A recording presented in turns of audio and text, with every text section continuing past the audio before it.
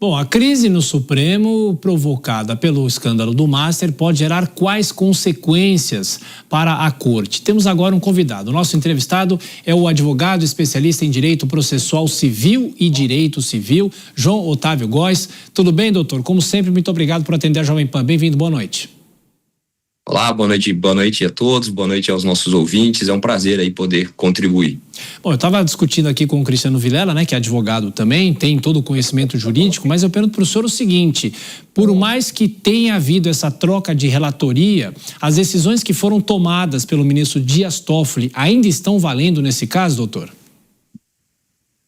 Por hora, né, até pela questão do Supremo Tribunal Federal ter soltado aquela nota, que a gente ainda não consegue entender se essa é uma nota jurídica, administrativa, né, se isso vai para os autos, não vai, e causa até uma certa estranheza, né, porque o Estado democrático de direito é o Estado que se justifica, então se eles estão entendendo que o ministro não tem nenhum tipo de suspeição, obviamente que essa decisão, se judicial for, precisaria ser fundamentada, né?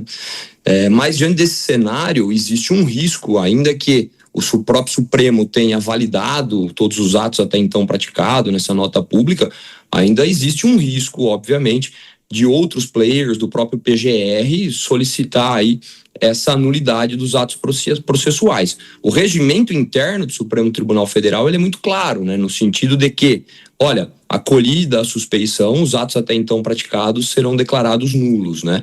Então me parece até que foi uma forma do Supremo Tribunal Federal conseguir, digamos assim, retirar o ministro Dias Toffoli da relatoria a fim de diminuir uma pressão popular, midiática que vinha acontecendo, mas tentar preservar, obviamente, os atos até então praticados. O que nos preocupa muito é que, a priori, pelo menos, tudo isso à margem do direito, à margem da Constituição. Doutor, vou trazer o Cristiano Vilela aqui para a nossa conversa. Vilela. Otávio, boa noite, satisfação recebê-lo aqui na Jovem Pan. Você nos acompanhando nesse sábado de carnaval, né? Igual, tão juntamente comigo e com o Thiago aqui, unidos aqui do plantão, enquanto muita gente aí, os foliões andando pelas ruas aí, aproveitando o carnaval, nesse sábado de carnaval. Mas ainda sobre esse caso, envolvendo o caso Master e envolvendo especialmente a repercussão disso no Supremo Tribunal Federal, a gente tem percebido nos últimos dias uma certa existência de rusgas envolvendo especialmente o ministro Dias Toffoli, a Polícia Federal, um questionamento, inclusive, ao próprio comportamento da Procuradoria-Geral da República. Na sua visão, essa dificuldade na relação, esse problema na relação entre órgãos tão importantes de investigação, órgãos do judiciário, inclusive, enfim, na sua visão, isso pode acabar sendo ruim para o próprio andamento das investigações e pode acabar tendo consequências danosas a efetividade das investigações que estão em curso?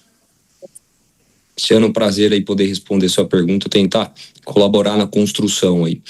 O que eu vejo é o seguinte, né? Esses enfrentamentos, essas colisões, até essas certas rusgas, elas são de uma certa forma comum dentro de investigações, né? Ainda mais dessa magnitude, com toda a repercussão midiática, né? E até de uma certa maneira é bom que assim o seja, porque os freios e contrapesos eles vão sendo adotados.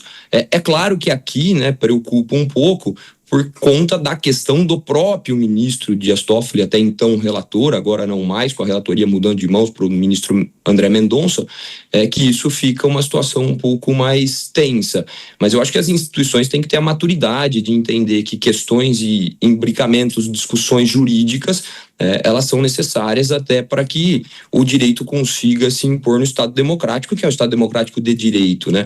A preocupação, que eu usarei na primeira etapa e reitero, é que o Supremo, a fim de tentar eventualmente sanar algumas irregularidades, acaba cometendo outra, né? No sentido de não fundamentar a decisão que, se é que isso é uma decisão, se isso é só um procedimento administrativo, de que valida os atos praticados pelo ministro Dias Toffoli e afasta qualquer questão de suspeição e impedimento, à margem de qualquer tipo de fundamentação, né? O Estado democrático de direito, a gente sabe que é o Estado que se justifica. E o direito em si, ao fim e ao cabo, ele não está aí à toa. Ele é a última barreira do cidadão contra o arbítrio estatal. Então, eu acho que essas questões acabam enfraquecendo o Supremo Tribunal Federal enquanto instituição, mais do que propriamente dito alguns enfrentamentos entre Polícia Federal, PGR e os ministros do Supremo. Doutor, pessoalmente, o senhor acha que a situação do ministro Dias Toffoli era insustentável diante da relatoria desse caso? E justamente no momento em que o presidente do Supremo, o ministro Fachin, destacando a necessidade de um código de conduta dos ministros, inclusive a própria OAB vem apoiando essa ideia, acabou até propondo uma questão alternativa ao próprio Supremo Tribunal Federal.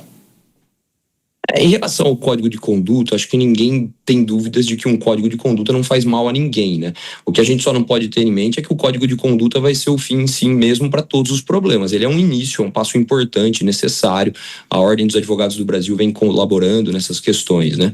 Agora, em relação a se manter ou não na relatoria do caso, né? Até pelo processo correr em segredo de justiça, as informações elas vêm de uma maneira, vamos dizer assim, não na sua inteireza, né? Isso gera obviamente uma dificuldade. No entanto, se o ministro assim acha que tem condições de permanecer no caso, haveria que se manifestar de uma maneira fundamentada, enfrentando os argumentos e não com um argumento de autoridade, no aspecto de que, olha, não tem nada aqui, tá tudo certo, os atos por ele tá praticado, mas vamos trocar a relatoria.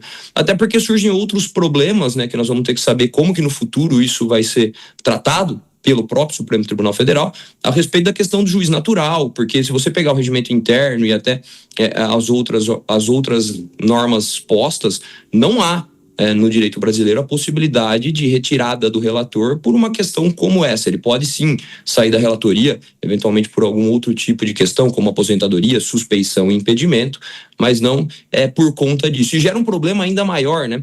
Porque no fim do dia, né, ao falar, não, ele não é suspeito, mas eu estou tirando ele, nós estamos combinando aqui que ele vai sair da relatoria, o direito deixa de achar sua autocontenção no próprio direito.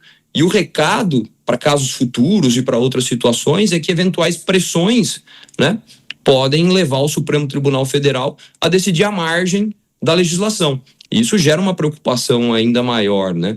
Então eu vejo com muita preocupação essa situação nesse aspecto de decidir como uma forma de dar uma resposta, mas à margem de qualquer legislação. Doutor João Otávio, mais uma pergunta. Cristiano Vilela. João Otávio, nessa mesma esteira, qual é a sua avaliação com relação a esses pedidos de impeachment que começam a pipocar no Congresso Nacional? Aliás, nos últimos tempos, diversos pedidos em relação a ministros do STF, e agora, naturalmente, num escândalo como esse, num caso rumoroso como esse, é natural que, do ponto de vista político, passem a surgir outros pedidos nesse sentido. Qual a sua avaliação com relação a esse tipo de pedido? O pedido de impeachment é um pedido legítimo, previsto no ordenamento jurídico, desde que preenchido alguns requisitos, como o crime de responsabilidade, né? É verdade que a lei de impeachment também trata de um crime de responsabilidade quando o ministro decide na condição de suspeito. Isso ainda é incipiente, a gente precisa evoluir para verificar se de fato foi uma situação como essa, mas eu vejo com cautela, mas dentro do Estado Democrático de Direito e com as regras postas, um dos mecanismos de freios e contrapesos entre os poderes, né? A questão, né, que se coloca, a gente tem que tomar cuidado para que o Congresso não se apodere disso como uma ferramenta de pressão aos ministros, até para que decidam em determinado sentido, mas também quando as questões parecem que são mais claras e ultrapassem a questão de uma mera pressão dos outros poderes, é um mecanismo legítimo. Ô doutor, tem muitos juristas, né, ouvidos pela imprensa nessas últimas semanas, principalmente agora também na troca da relatoria, chamando esse caso do Banco Master, talvez o maior caso envolvendo instituições financeiras do país, como até o ministro da Fazenda chegou a falar, de que seria uma espécie de nova lava-jato, guardadas as devidas proporções, por causa da corrupção. O senhor acha que a corrupção não foi estancada e podemos ter realmente, de uma certa maneira, essa discussão sobre um processo que vai ser aberto, se isso pode ir para outras instâncias, de que forma a gente pode fazer uma leitura sobre esse caso, porque ainda, para muita gente, só a superfície foi arranhada, né? Parece que existem algumas questões que realmente trazem muita similitude, né? Principalmente um risco muito grande diante tanto da possível suspeição do ministro Dias Toffoli como da própria competência do Supremo Tribunal Federal, até então, por uma questão que, a salvo o melhor juízo, o ministro Dias Toffoli avocou essa competência por conta de uma aquisição de um deputado, né, que não convence muito, né, de tirar da primeira instância para puxar para o Supremo Tribunal Federal, que é acarretar o que também aconteceu lá na época da Lava Jato, com o juiz Sérgio Moro, né, a nulidade de todos os atos processuais. Então, isso existe, esse risco existe, e a questão em relação à corrupção, a essas outras questões, a gente sabe que isso é um problema endêmico, né, e não é um problema exclusivo também do Brasil, né, é um problema enquanto do ser humano. Então, essas questões aí que mais preocupam é como que isso vai acarretar, quais serão as consequências daqui para frente dessa conduta do ministro Dias Toffoli de tomar decisões, partir de decisões no processo, e ter essa possível suspeição e eventualmente uma possível não competência do Supremo Tribunal Federal por não ter ninguém com foro privilegiado até então, e a competência ser de um primeiro grau, que acarretaria em regra na nulidade de todos os atos praticados. É bem verdade que é uma situação aqui um tanto quanto sui generis em relação a Lava Jato, principalmente na questão da suspeição. Lá alegava que o juiz Sérgio Moro ele seria um inimigo capital e estaria fazendo coisas para tentar prejudicar o então presidente Lula. Aqui ele seria amigo íntimo da parte, né? Então também temos que aguardar como o Supremo Tribunal Federal irá, e se irá, ou se já interpretará que essa nota afasta qualquer questão, que eu acho pouco provável e que, se acontecer, do ponto de vista jurídico, é bem preocupante. Doutor João Otávio Góes, advogado especialista em Direito Processual Civil e Direito Civil, muito obrigado mais uma vez pela atenção com a gente. Um bom carnaval e volte sempre, doutor. Um abraço. Muito obrigado, eu agradeço a oportunidade aí. Uma boa noite a todos. Obrigado, boa noite.